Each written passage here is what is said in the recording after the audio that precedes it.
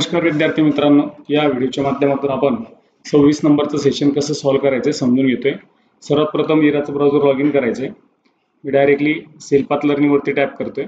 Start. तुमच्या मित्राला MS Excel मध्ये फाईल मधील संपूर्ण कॉलम कसा हटवायचा हे समजून घ्यायचे, तर योग्य स्टेप्स आपल्याला ओळखायचे आहे, तर आपल्याला ए टॅब वरती क्लिक करायचे। एमएस एक्सेल मधील सेल मधील टेक्स्टचा रंग बदलण्यासाठी तुम्ही खालीलपैकी कोणता पर्याय वापरणार?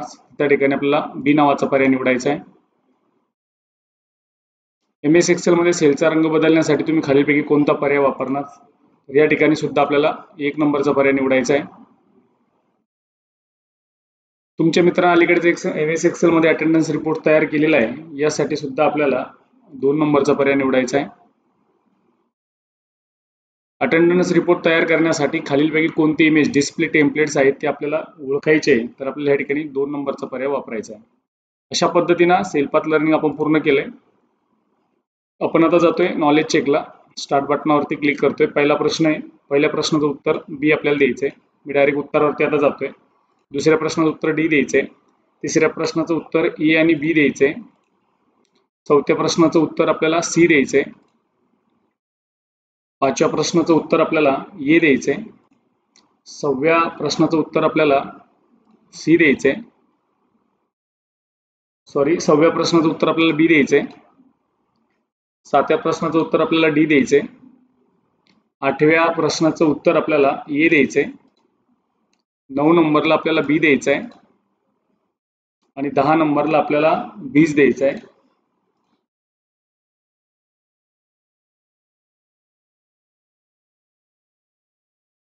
गाइडेड ड्युटीवर सेल्फला आपण जातोय। स्टार्ट बटनावरती टॅप करतोय। पहिला प्रश्न आहे, दिलेल्या वर्कशीट मध्ये B8 to B13 sale select करायचे आणि त्याला रॅप टेक्स्ट अप्लाय करायचे। B8 ते B13 सिलेक्ट करायचे, रॅप टेक्स्टला टॅप करायचे, सबमिट बटनावरती टॅप करायचं। पहिला प्रश्न सॉल्व्ह होईल। नंबर 2, दाखवण्यात आलेल्या वर्कशीट मध्ये सेल्स रिव्ह्यू मध्ये दिलेले सर्व आयटम कॉपी करायचे आणि डी मध्ये त्याला पेस्ट करायचे। अगदी सोपा प्रश्न आहे। सिलेक्ट करायचे, कॉपी वरती जायचे, क्लिक करायचे या ठिकाणी आणि पेस्ट बटनावरती टॅप आपल्याला करायचं आहे। पेस्ट बटनावर टॅप केल्याच्या नंतर सबमिट बटनावरती टॅप करायचं। असं केल्यावर 2 नंबरचा प्रश्न सॉल्व्ह होईल। दिलेल्या वर्कशीट मध्ये A1 सेल सिलेक्ट करायचा आहे, त्याला स्टँडर्ड रेड कलर आपल्याला करायचा आहे। A1 सेल सिलेक्ट करायचा आहे, स्टँडर्ड कलर घ्यायचा पण फिल कलर कोणता? रेड कलर निवडायचा, बाजूला क्लिक करायचे, सबमिट बटनावरती आपल्याला टॅप करायचं आहे। 4 नंबरच्या प्रश्नाकडे आपण जातोय। वर्कशीट नंबर 4, ऑगस्ट अटेंडन्स, याला टॅप कलर द्यायचा आणि टॅप कलर येलो द्यायचा आहे, म्हणजे ऑगस्ट अटेंडन्सला सिलेक्ट करायचे, आपल्याला फॉर्मॅटला जायचंय, टॅप कलरला टॅप करायचंय, येलो कलर आपल्याला या ठिकाणी निवडायचा आहे, बाजूला क्लिक करून उत्तर आपल्याला सबमिट करायचं आहे। नंबर 5, दिलेल्या सीट मध्ये B2 मध्ये 80 सोल्युशन सिलेक्ट करायचंय, त्याची फॉन्ट स्टाईल एरियल नॅरो करायचंय आणि त्याला कलर द्यायचा ब्ल्यू, म्हणजे 80 सोल्युशनला आपल्याला सिलेक्ट करायचंय। यामध्ये आपल्याला एरियल नॅरो हा फॉन्ट द्यायचा आहे, फॉन्ट दिल्याच्या नंतर कलरला जायचंय आणि त्याला ब्ल्यू असा कलर द्यायचा आहे, बाजूला क्लिक करून उत्तर आपल्याला सबमिट करायचं। 6 नंबरचा प्रश्न आहे, दिलेल्या एक्सेलच्या फाईल मध्ये नको असलेला कॉलम डिलीट करायचा। कोणता कॉलम डिलीट करायचा आहे? तर F कॉलम डिलीट करायचा। मग F कॉलमला जायचंय, डिलीटला टॅप करायचंय, डिलीट सीट कॉलमला टॅप करायचंय, सबमिट बटनावरती क्लिक आपल्याला करायचं आहे। नंबर 7, दिलेल्या एक्सेलच्या फाईल मध्ये नको असलेली रो डिलीट करण्यासाठी संपूर्ण रो 5 सिलेक्ट करायचंय आणि रो सिलेक्ट करण्यासाठी जो अगोदरच्या सेशन मध्ये आपण डिलीट सीट रोला गेलो होतो तसं हे करायचं नाही। 5 नंबरची रो सिलेक्ट करायची, राईट क्लिक करायचे, आपल्याला डिलीट बटनावरती टॅप करायचे, नेक्स्ट, सबमिट बटनावरती आपल्याला क्लिक करायचं। 8 नंबरला आपण येतोय, दिलेल्या एक्सेलच्या फाईल मध्ये संपूर्ण कॉलमचा फॉन्ट बदलण्यासाठी कॉलम बी सिलेक्ट करायचा आहे।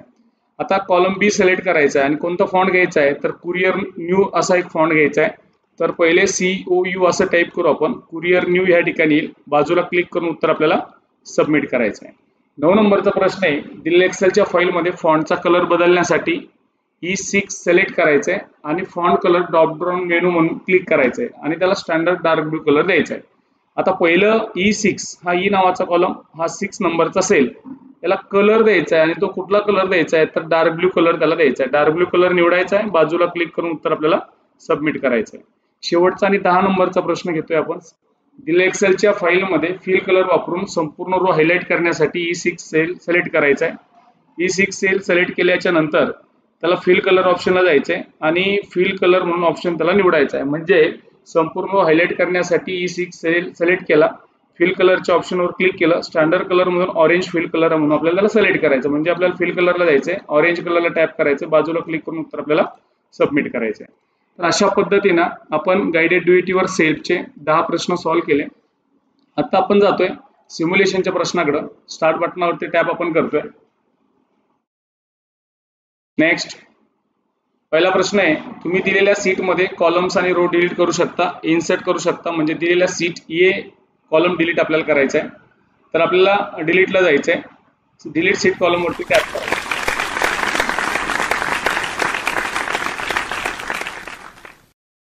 हायलाइट करणे प्रभावी, कारण मजकुरातील महत्त्वाच्या माहितीकडे लक्ष वेधून घेते. म्हणून आता जितेंद्र सिंगची उपस्थितीत असलेली पंक्ती हायलाइट करण्यासाठी येलो कलर आपल्याला वापरायचा आहे. म्हणजे ज्या ठिकाणी जितेंद्र सिंग सिलेक्ट केलेले आहे, आपल्याला हायलाइट कलरवरती जायचंय आणि येलो कलरनं आपल्याला त्याला हायलाइट करायचं.